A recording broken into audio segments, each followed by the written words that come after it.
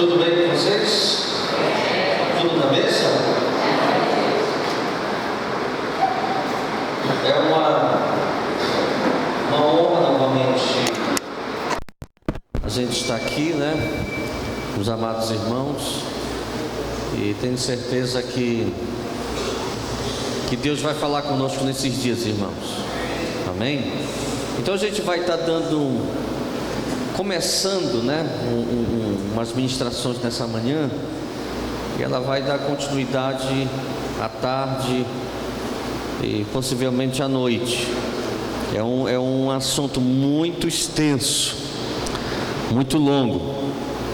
Então é importante você não faltar à tarde e não faltar à noite, porque senão você pega uma parte e depois não pega a outra, né? E o assunto que a gente vai estar tratando é um assunto, eu costumo dizer que são linhas muito finas, né? E é uma palavra que eu quero colocar aqui. Não é uma palavra, é uma palavra de confronto, na verdade.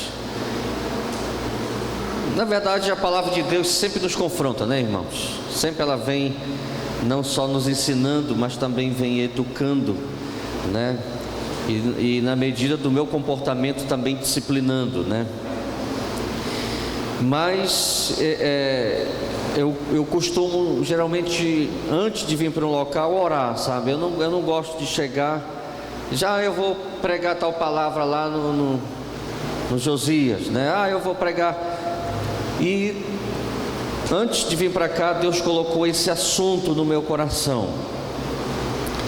E eu também não tratei nada com o pastor Josias, né? Então o que eu creio, em nome de Jesus, que esta ministração ou estas ministrações venham alimentar o nosso coração, ensinar, né, as nossas vidas.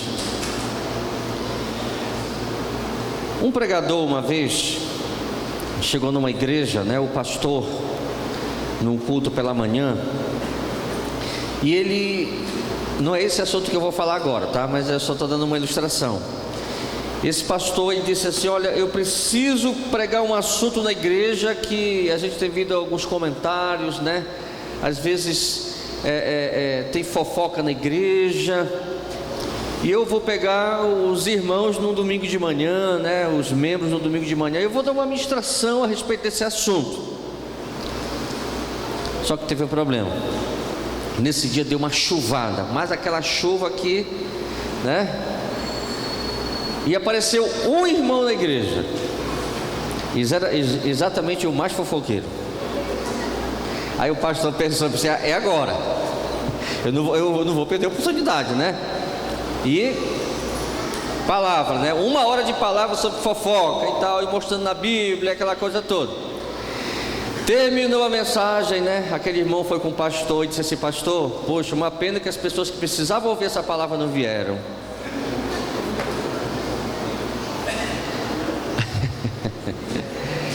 Por que, irmãos? Por que eu estou falando isso? Porque às vezes uma palavra forte, né? Geralmente é o meu irmão do lado, é o meu irmão tal. O que eu quero falar para você agora, eu vou ministrar umas palavras, elas vão ser bem fortes, irmãos. Elas vão mexer com a gente. Então não fique pensando: rapaz, se o irmão fulano estivesse aqui. Não. Você vai falar o seguinte: Deus, onde que esta palavra está me confrontando, Senhor? Onde que essa palavra ela pode mudar alguma área na minha vida? Aonde? Para isso eu vou começar com um texto. Eu vou começar com um texto que eu quero que você abra a sua Bíblia para o livro de Números,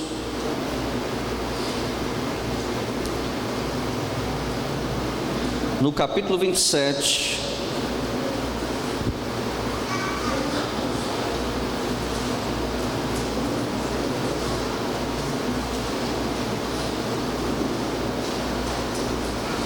verso 18, irmãos. Eu vou colocar como pano de fundo, digamos assim, como base inicial do que eu vou começar a falar nessa manhã. Verso 18 diz o seguinte: disse o Senhor a Moisés: toma Josué, filho de Num, homem em que há o Espírito, e impõe-lhes as mãos. Apresenta-o perante Eleazar, o sacerdote, e perante toda a congregação, e dá-lhe à vista deles as tuas ordens. Põe sobre ele da tua autoridade, para que ele obedeça. Toda a congregação dos filhos de Israel apresentar-se-á perante Eleazar, o sacerdote, o qual por ele consultará segundo o juízo do Urim, perante o Senhor, segundo a sua palavra. Sairão e segundo a sua palavra entrarão, ele e todos os filhos de Israel, com ele toda a congregação. Fez Moisés como lhe ordenara o Senhor, porque tomou a Josué e apresentou perante Eleazar, o sacerdote, e perante toda a congregação. Ele impôs as mãos, ele deu as suas ordens, como o Senhor falara por intermédio de Moisés. Queridos, veja bem uma coisa: quando Deus ele coloca um pastor, um supervisor, um presidente de um ministério, quando Deus coloca, Ele não coloca por acaso. Olha, eu diria o seguinte, irmãos: na época que eu vim para Rondônia, que eu vim de Santarém, eu não tenho dúvida, havia irmãos ali em Santarém, pastores ali em Santarém, eu acredito assim, muito mais capacitados do que eu. Eu cheguei em Rondônia, eu tinha, deixa eu me lembrar aqui, 38. Eu tinha 38 anos. E já se passaram alguns anos.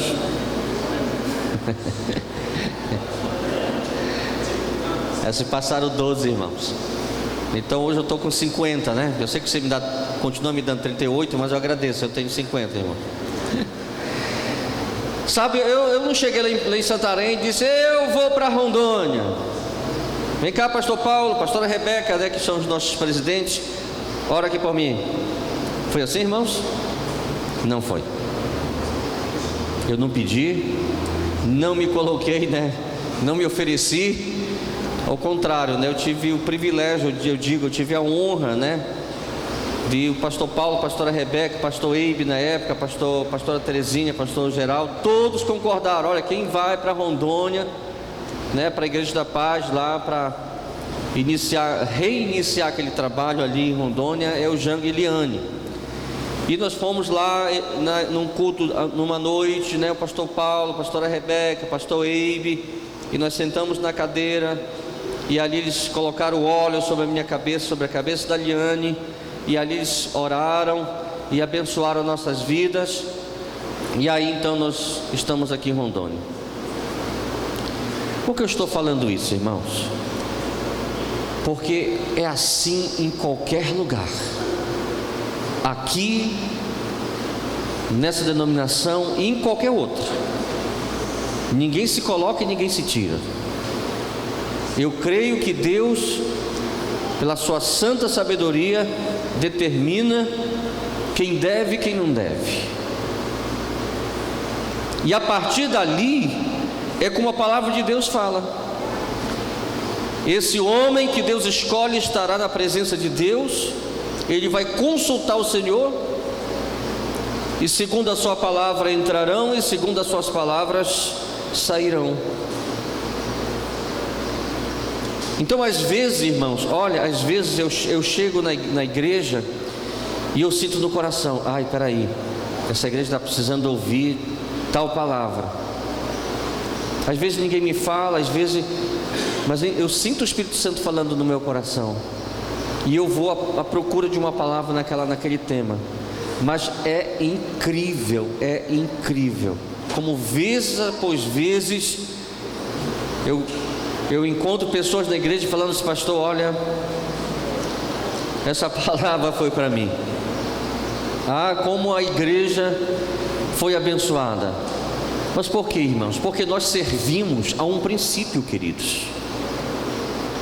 Ninguém serve um certo sentido a uma denominação. Nós servimos a um princípio que Deus estabeleceu. Então, nós vamos estar tratando nesses dias aqui sobre o caminho da deslealdade. Se você perguntar para mim, pastor Jango, pastora Eliane, na Igreja da Paz de Porto Velho, já tiveram situações delicadas com respeito a esse assunto? Já, irmãos, já tivemos. Agora, por que isso acontece? Por quê? Qual é a razão? Como é que começa? Como é que esse caminho começa? Porque Moisés, Deus fala com Moisés, e Deus é muito claro. Ele dá todo o processo, como é que vai acontecer, tudo certinho. Gente, esse princípio até hoje não mudou. Não mudou. Mas na igreja que nós vivemos hoje em dia, irmãos, na igreja moderna de hoje, a gente tem observado alguns espíritos que tentam se levantar, contra os princípios da palavra. Então, esse caminho da deslealdade, a deslealdade, ela não é algo que acontece repetidamente.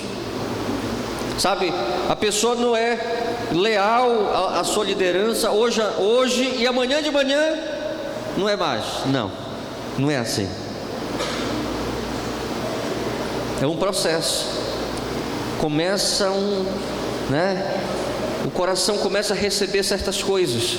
Então, muitas vezes, sem que as pessoas percebam, elas se deixam envolver num processo que vai culminar na deslealdade. Então nós precisamos de quê, irmãos? Nós precisamos de discernimento para percebermos essa atitude se desenvolvendo em nós e em nossos irmãos. A deslealdade, ela vai se manifestar seguindo estágios, como eu falei. Ela não é repetida, ela não estala o dedo hoje à noite e amanhã você tem, você não anoitece hoje ou amanhece hoje, tipo assim, um discípulo extremamente fiel, leal, está ali com o seu líder, está ali com a sua liderança, dizendo: pastor, nós estamos aqui, nós estamos juntos nessa batalha, nós estamos aqui para ganhar vidas para Jesus, nós estamos aqui, meu pastor, para consolidar. Você não vai encontrar pessoas assim, extremamente leais num dia e no outro dia cascando fora. Não, irmão, é um processo. Por isso nós temos que estar atentos, A deslealdade, ela vai se manifestar seguindo estágio. E eu gostaria de usar Joabe e Absalão como exemplo dos estágios de deslealdade na vida de uma pessoa. Então vai ser um processo que vai acontecer. Então, qual é o primeiro estágio? O que começa? Como é que começa? Porque a gente tem que, irmãos, ter esse discernimento, que o Espírito Santo, ele nos ajude. Como eu falei, não fique pensando em ninguém, não fique dizendo: olha, essa palavra é para o fulano, para o ciclano. Não, irmãos, é para nós. Olha, eu quando prego uma palavra dessa, eu me avalio. Porque a Igreja da Paz, irmãos, ela está em constante movimento. Constante movimento. Pastor Eibe é um homem que, ele sempre está olhando, e sempre está ouvindo, o coração de Deus, e sempre está querendo aprimorar, digamos assim, sempre crescendo. Então, inclusive agora em setembro, agosto ou setembro, nós vamos estar indo em São Paulo, né, com a nossa equipe, porque mudou a estrutura do nosso culto, totalmente. Então hoje, a estrutura que nós temos em Porto Velho, ela já ficou para trás. E o pastor Eibe, né, ele montou uma estrutura de culto agora excepcional, e nós acreditamos realmente que esse é o caminho, né, para um aproveito melhor, né, do culto, né. Ele chegou à conclusão, ele está falando isso, né, e nós vamos lá em São Paulo para estarmos juntos lá e aprendermos, né. Ele fala que uma boa parte do nosso culto às vezes é perca de tempo. Então está mudando. E aí? E agora? Como é que eu faço? Eu que sou um pastor na Igreja da Paz. Mas esse pastor Eibe não para, né? Só quer estar mudando as coisas. Mas querido, ele é a nossa liderança. Então o primeiro estágio chama-se estágio da independência. Então é um espírito de independência, mas é algo bem sutil, e muitas pessoas dificilmente, olha só o que eu vou falar, embora as pessoas, né, às vezes acham que não, mas dificilmente a pessoa ela vai associar com o espírito de deslealdade, porque é tão sutil, mas muito sutil. Mas uma pessoa independente se torna separada da vida da igreja, e ela imagina que as regras da igreja não se aplicam a ela. Ela faz parte daquela denominação, ela faz parte do círculo de liderança, mas aquelas regras que a sua liderança, né, aquela estrutura que a sua igreja está vivendo, ela fala: não, essas regras para mim não, é para o irmão, é para o líder fulano, é para a líder ciclana, para mim não. Como assim não? Então o primeiro sintomazinho é independência. A gente começa a querer andar desgarrado, separado, né, da vida da igreja. Então tais pessoas não respeitam as instruções e as normas, e comumente se acham no direito de fazer coisas do seu jeito e de forma independente. Imagine se Josué naquele dia tivesse falado para Moisés, porque Deus é muito claro: coloca da tua autoridade, coloca do teu espírito sobre ele. Mas Josué falasse para Moisés: não, Moisés, eu tenho as minhas ideias, Moisés, tu tem as tuas. Agora, como é eu, daqui para frente, o negócio é comigo. Foi isso que Josué falou para Moisés? Não, irmãos, não. Moisés disse exatamente como ele queria. Moisés não, né? Deus falou para Moisés, perdão, deixa eu consertar. O que Moisés falou para Josué era exatamente aquilo que Deus queria. Então imagine isso aqui, irmãos. Eu estou lá em Santarém, pastor Paulo fala: Jango, você está indo para Rondônia, e lá em Rondônia, sabe, a igreja é assim, vai ser assim, a estrutura é assim, né? As classes que nós vamos ter da escola é assim, e tudo é assim, Jango. Aí quando eu chego em Rondônia, eu falo assim: não, pastor, agora eu assumi aqui a igreja, agora que comigo. O que você acha que ia acontecer comigo, irmãos? O pastor Paulo viria em Rondônia com muito amor e muito carinho. Como eu conheço o coração dele, ele ia me dar uma chance para mudar, né? Ele chega: filho, olha, a direção que a igreja tem dado é essa, esse é o caminho, né? essa é a direção. O que você acha, Jango? Irmãos, ele nem precisaria vir em Rondônia. Ele já sabe, né? A direção que nós tomamos é a direção que eles têm dado, e assim vai ser em nome de Jesus, para sempre no nome de Jesus, né? Isso não vai mudar. Mas, como eu estou falando, é muito sutil, às vezes é imperceptível. Às vezes o seu pastor, o seu líder de célula, às vezes ele dá uma direção, e a gente acha assim, não, eu vou fazer assim porque eu acho que assim vai ser melhor. Não tem problema. Ah, pastor, quer dizer que eu sou proibido então de dar uma opinião e melhorar esse negócio? Não, irmãos, não. Você não é proibido de dar uma opinião para melhorar o negócio. Mas fale com o seu líder. Diga para ele assim, meu líder, olha, poxa, eu imaginei que se eu fizer assim, o negócio vai ficar bem melhor. Eu tenho certeza que o seu líder concorda, irmãos. Agora, se ainda assim ele não concordar, aí então você volta a fazer o que ele determinou que você fizesse. Amém, gente? Isso chama-se submissão, obediência.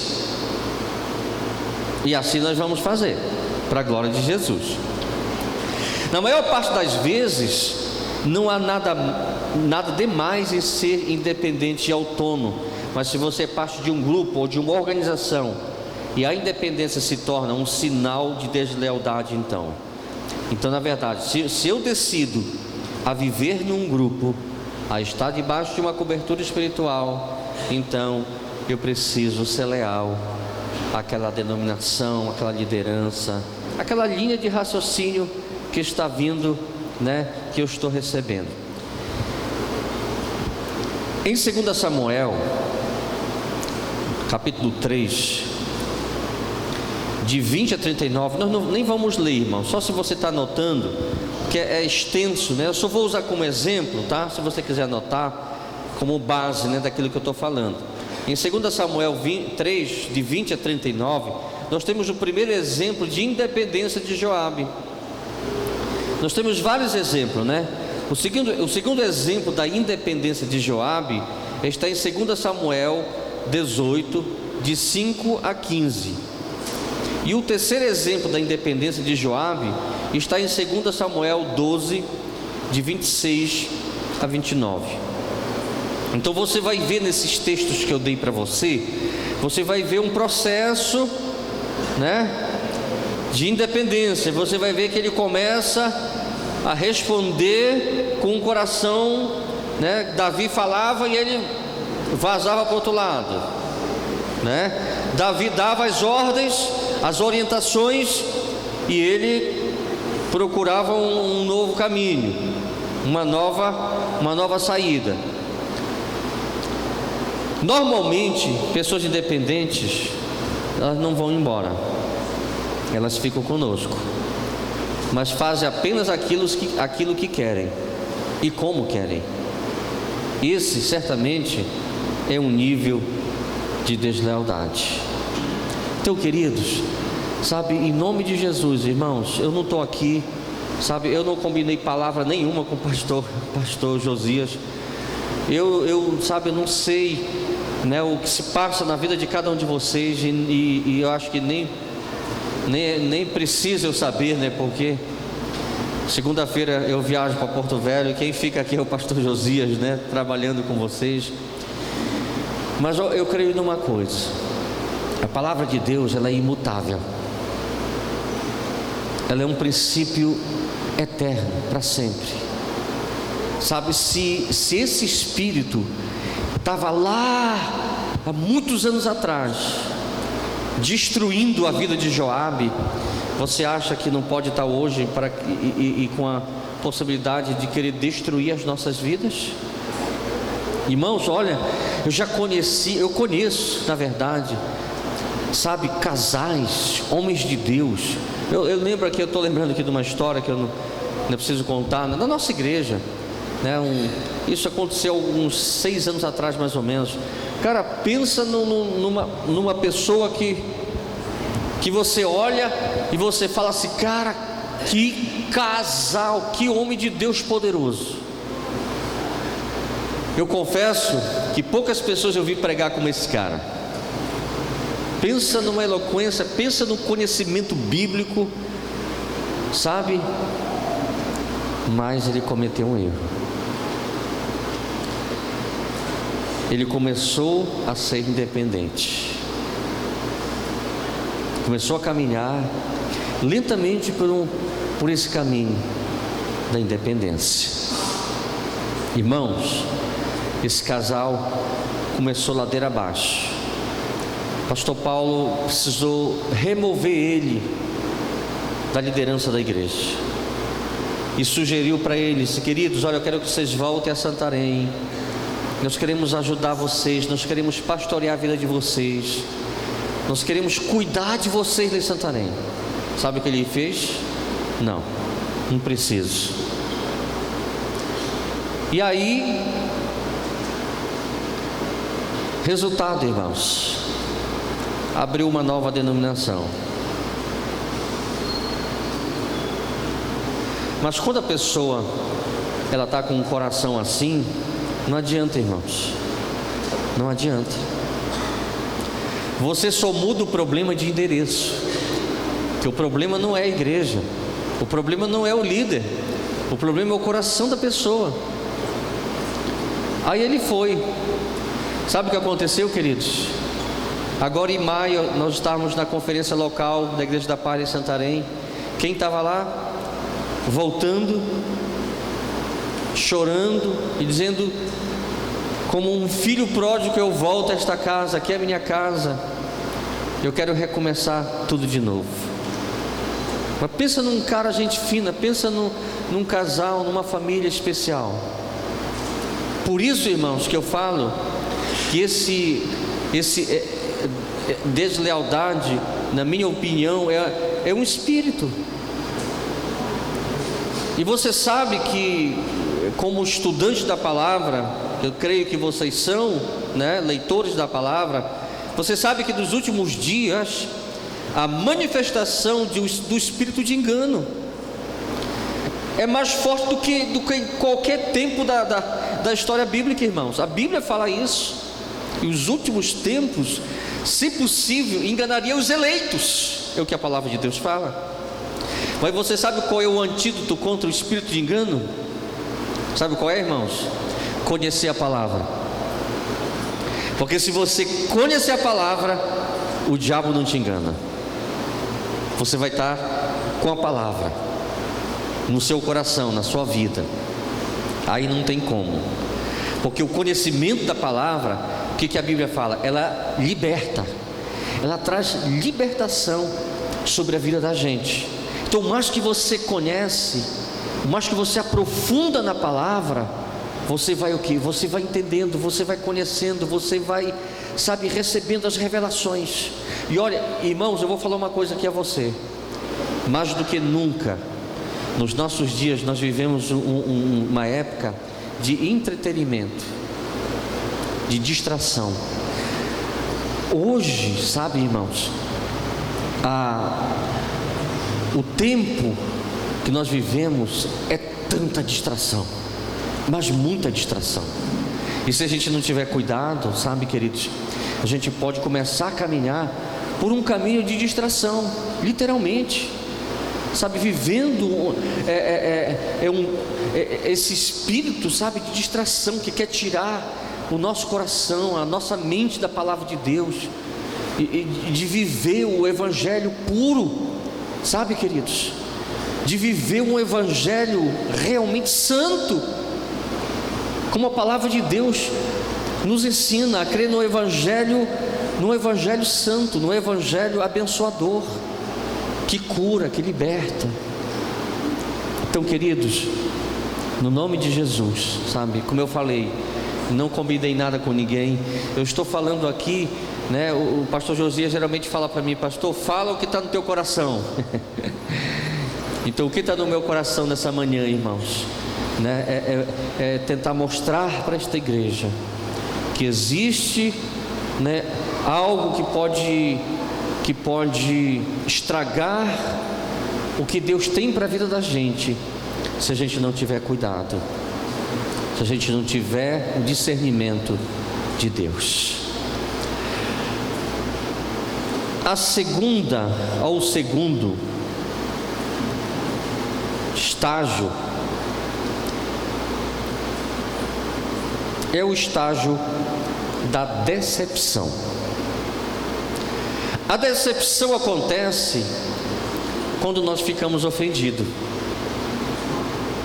Então o Senhor disse que aonde há ofensa, o resultado é o que, irmãos? É traição e ódio. Mateus 24:10 fala: nesse tempo muitos hão de se escandalizar, trair e odiar uns aos outros. Mateus 24:10. Então o segundo estágio da deslealdade é a decepção ou a ofensa. Absalão foi alguém que se tornou desleal, e a deslealdade entrou na sua vida pela porta da ofensa.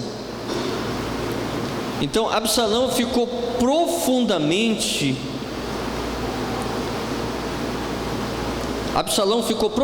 magoado quando a sua irmã Tamar foi violentada pelo seu irmão Aminon. Depois ele ficou ainda mais magoado porque seu pai Davi não fez coisa alguma. Davi foi passivo. Olha o que fala em 2 Samuel 13:21. Ouvindo o rei Davi todas essas coisas, muito se lhe acendeu a ira. E foi só isso, nada mais. Quando ele soube, ele ficou bravinho, falou algumas coisas lá, mas não fez mais nada. Não chamou o filho,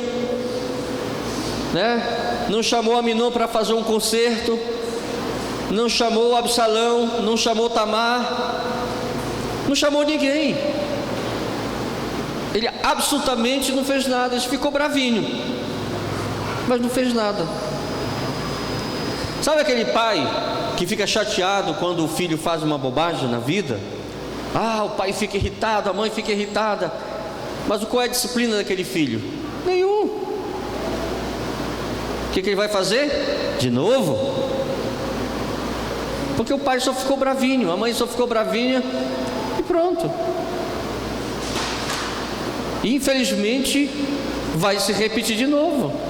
Então Absalão, ele queria o quê? Ele queria resolver a coisa. Ele ficou irritado, mas ele queria que o pai dele, Davi, pudesse resolver a situação. E Davi apenas ficou o quê? Zangado. E devia fazer o que, irmãos? Ele devia ter feito mais que isso.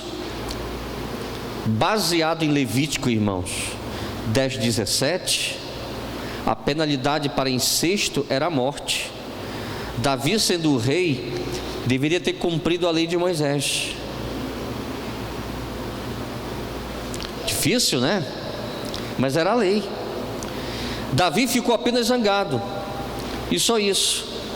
Se um homem tomar a sua irmã, filho do seu pai, ou filha da sua mãe, e ver a nudez dela, e ela vir a dele, torpeza é, porquanto serão eliminados da presença dos filhos do seu povo. Descobriu a nudez de sua irmã, e levará sobre si a sua iniquidade. É isso que Levítico fala: morte. Mas Davi não fez nada. E aí ele abre porta para ofensa, para mágoa. Obrigado, meu querido, muito obrigado. E aí está preparado o terreno,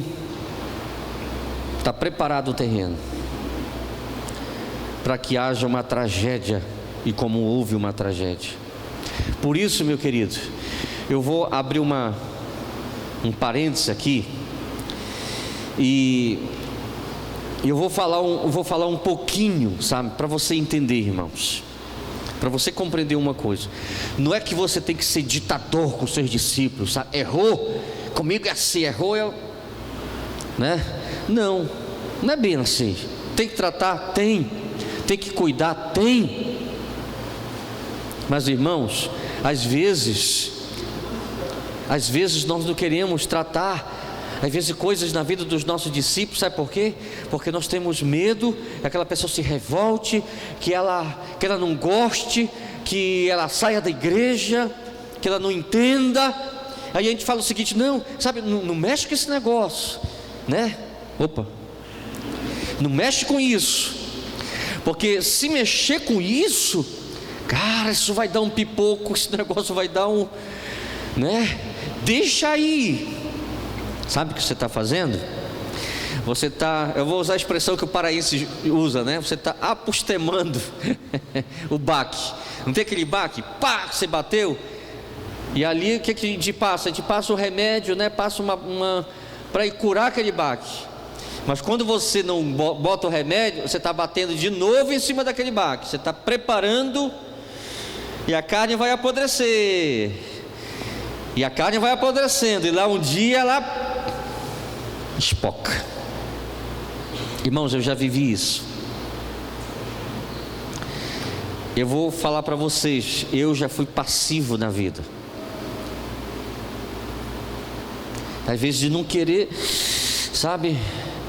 Olha, eu vou contar isso aqui. Eu sei que está sendo gravado ali, de repente pode se editar, né? Porque às vezes... eu estava em Porto Velho um tempo, agora, faz o quê? 4 meses.